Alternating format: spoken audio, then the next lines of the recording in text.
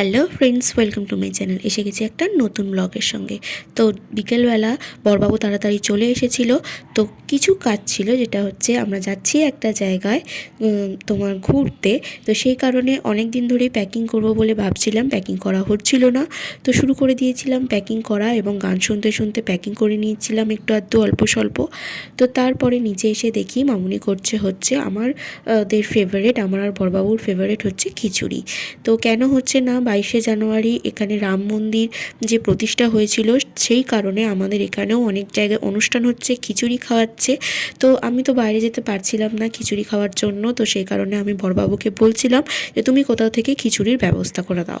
তো সেই কারণে মামুনি বলল ঠিক আছে, তাহলে বাড়িতেই খিচুড়ি বানানো হোক, বাড়িতে সবাই মিলে খাওয়া হোক। তো সেই হিসাব মতো খিচুড়ি, বেগুন ভাজা, তারপরে হয়েছিল হচ্ছে ডিম ভাজা। এই যে দেখো গরম গরম খিচুড়ি, আর কালারটা দেখতে পাচ্ছ কত সুন্দর হয়েছে। দারুণ হয়েছিল খিচুড়িটা খেতে। আর গরম গরম এখানে বেগুন ভাজা, যেটা আমার ভীষণ প্রিয়, বেগুন ভাজা খিচুড়ি, তো ভীষণ ভালো লাগছিলো। তার উপর বড়বাবু আবার এসে বললো যে ডিম ভাজা খাবে।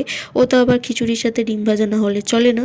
তো সে কারণে মামুনি ডিমও ভেজে দিয়েছিল ওকে।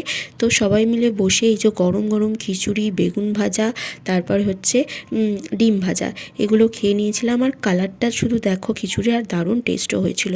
এই ছিল আজকের ভিডিওটা ভালো লাগলে লাইক, শেয়ার, সাবস্ক্রাইব।